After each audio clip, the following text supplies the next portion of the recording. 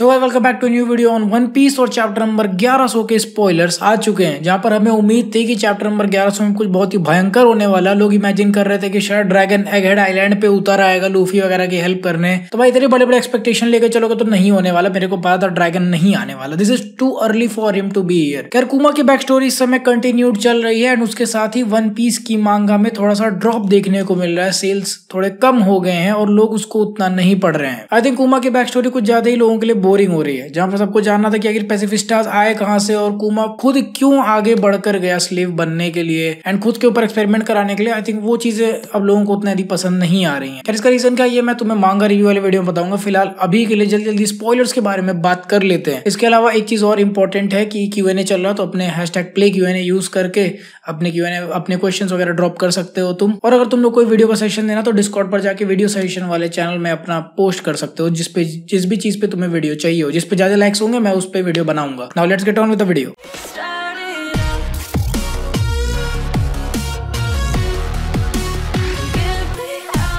Exactly जहां पिछले chapter में हमने पढ़ा था कि यहाँ पर कुमा अपनी बेटी को बचाने के लिए एगहेड आइलैंड पर गया है और सैटर्न ने उसकी सारी बातें सुन ली है वेगापंक के थ्रू। तो यहाँ पर सैटर्न सीधे सीधे कुमा को फोर्स करता है कि देख भाई तेरा ये इलाज फ्री में नहीं होने का। अगर तुझे इलाज कराना है तो तुझे स्लेव बनकर रहना पड़ेगा और खुद पे एक्सपेरिमेंट करवाने पड़ेंगे और साइबॉग बनना पड़ेगा। भाई बात ऐसी है कि मरता हुआ इंसान क्या नहीं करेगा। तो सिमिलरली बोनी को बचाने के लिए उसने नेगोशिएट किया कि भाई मेरी बेटी को तू छोड़ दे और मैं प्रॉमिस करता हूँ कि अपने ऊपर जो भी कराना होगा मैं कराने दूंगा। और इसी के साथ हमें पूरा सर्कल भी कंप्लीट होते हुए दिखता है कि आखिर किजारू, सेंटोमारू, वेगापंक और कुमा का क्या रिलेशन है। सेंटोमारू वेगापंक के आइलैंड पर रहता था। बोनी भी वहां पर सेंटोमारू से मिली थी जब वो अपना इलाज कराने गई थी और किजारू ही वो बंदा था जो कि इस पूरे के पूरे सर्जरी को जो कुमा और बोनी के ऊपर हो रहा था उसको ऊपर से गवर्न कर रहा था कि कुमा कहीं उठकर भाग ना जाए। सर्जरी कंप्लीट होते ही बोनी को वापस उसके होम टाउन यानी कि सॉर्बेट किंगडम पे भेज दिया जाता है और जो कुमा है वो अब एक वॉरलॉर्ड बन जाता है। कुमा के वॉरलॉर्ड बनते ही बाकी के सारे जो वॉरलॉर्ड थे जैसे कि क्रोकोडाइल, डोफ्लामिंगो, गेक्को मोरिया, इन सब का भी रिएक्शन हमें देखने को मिलता है चैप्टर में। इसके बाद ऑलमोस्ट चैप्टर के एंड में कुमा एक लेटर भेजता है बोनी को उसको थैंक यू बोलते हुए। मुझे नहीं पता वो उसको थैंक यू क्यों बोलना चाह रहा, maybe because he was able to love her, इसलिए वो उसको थैंक यू बोलता है। एंड इसी लेटर के ऊपर इस चैप्टर का टाइटल रखा गया है। फिलहाल के लिए इस चैप्टर का टाइटल लीकर ने नहीं स्पॉइल किया है। और फाइनल पैनल सच में बहुत ही ज्यादा क्लिफ हैंगर वाली चीज में छूट गया है क्योंकि वो इस समय फूशा विलेज में आया हुआ है। अगर तुम लोग को नहीं पता कि फूशा विलेज कौन सी विलेज है तो ये वही जगह है जहाँ पर लूफी रहा करता था और ये वाला सीन भी इसमें फ्लैशबैक पे है। और अगर तुम लोग सोच रहे हो इस चैप्टर के बाद फ्लैशबैक खत्म हो जाएगा कुमा की स्टोरी का, तो अभी नहीं खत्म होगा। बेसिकली आई थिंक हमें कुमा की स्टोरी वहां तक देखने को मिलेगी जब तक वो अपना माइंड कंप्लीटली नहीं लूज कर देता है। मतलब शवोंडी आरपीए लागो में वो आके जब उन लोग को फेंक देता है दूसरे आइलैंड पे, तब तक हमें उसकी स्टोरी देखने को मिलेगी। अभी सबसे बड़ा सवाल ये है कि आखिर कुमा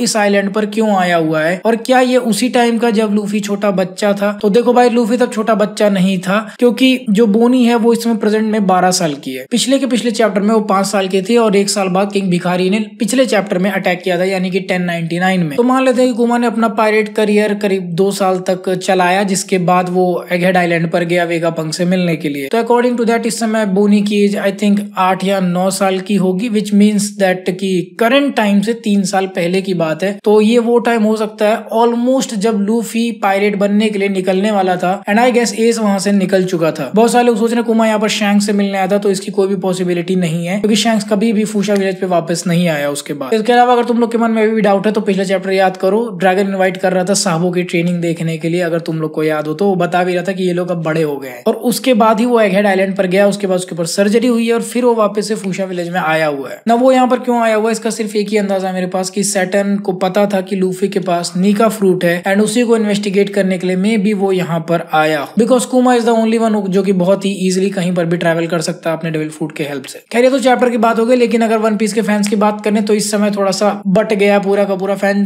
बेस, जहां पर कुछ लोग पसंद कर रहे हैं ये जो पूरा कुकिंग चल रहा है इस समय ओडा सेंसे का और फिर कुछ लोग इस चीज को बहुत ज्यादा हेट कर रहे हैं। देखो भाई मैटर बहुत सिंपल सा, कभी कभी बैक स्टोरीज पढ़ने में मजा नहीं आता मांगा में, क्योंकि मांगा में थोड़ा सा करंट स्टोरी देखने में ज्यादा मजा आता है। स्पेशली वन पीस के बैक स्टोरीज थोड़ा सा धीरे धीरे ही चलते रहते हैं। देखो अगर तुम मेरी बात करोगे तो मेरी जो सुई है वो ऑलमोस्ट मिडिल में है, ऑलमोस्ट की मुझे उतना भी ज्यादा मजा मजा नहीं आ रहा है इसको पढ़ के, लेकिन मैं पढ़ने में इंटरेस्टेड हूँ। मेरे को जानना है कि आखिर कुमा के साथ और क्या क्या हुआ है। लेकिन मैं सच बताऊं, देखो जहां तक मेरे को लगता है ऑडियंस इसलिए बट रही है या फिर इसलिए उन चीज को ये पसंद नहीं आ रहा लोगों को, क्योंकि बहुत ही ज्यादा प्रेडिक्टेबल सी स्टोरी हो गई थी एक पॉइंट पे। हम सबको पता था कि कुमा की बेटी का इलाज वेगापंक करेगा, क्योंकि बाद में चल के वेगापंक इसको रोबोट और साइबॉर्ग बनाएगा। तो काइंड ऑफ पूरी की पूरी बैक स्टोरी हमको ऑलरेडी पता चल रखी है कुमा के बारे में। तुम लोग ऑलरेडी ये चीज इमेजिन करके रखे होगे even before it came into मांगा। इनफैक्ट मैंने भी 2-3-4 चैप्टर पहले ये बात बता दी थी कि कुमा का जो ट्रीटमेंट है, कुमा की बेटी का जो ट्रीटमेंट है, वो सिर्फ वेगापंक ही कर पाएगा। अब स्पॉयलर्स खत्म हो गए, फटाफट कुछ एनिमे न्यूज के बारे में बात कर लेते हैं। तो 4 साल बाद यानी कि पिछले संडे को वानो आर्क फाइनली खत्म हो चुका है। मुझे याद है मैंने आई थिंक 2020 में वानो आर्क को देखना स्टार्ट किया था। वो भी 2020 के आई थिंक